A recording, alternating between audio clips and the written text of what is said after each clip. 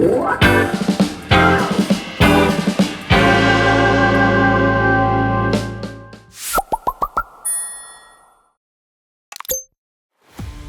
a water main break is where either through age or ground movement or temperature or corrosion, for some reason the water main has failed either in a what we call a horizontal or a vertical break. You be trucking through your day, everything's going peachy keen.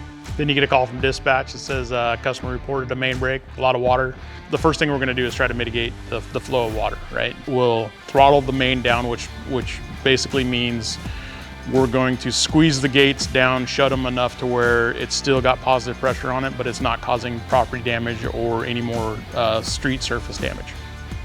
From that point, we're gonna submit for locates. It can take anywhere from 45 minutes to 4 hours to get locates from all the different underground utilities that have infrastructure in the area. If you're gonna shut the main down, you'll do what we call knock and talk, where you talk to all the customers that are gonna be affected if you have to shut the main down to make the repair.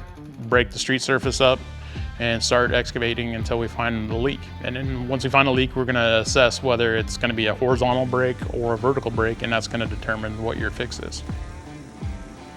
In that meantime, after we got the excavation done, the dump truck's gonna leave, drop off their spoils, all the stuff we took out of the excavation to expose the pipe, bring back some clean fill, and hopefully by the time they're back, we have the clamp on or the pipe repaired, and we backfill and compact and wait for the next water escaping event. What I would like to tell customers is, I know it's ugly, but we'll make it better.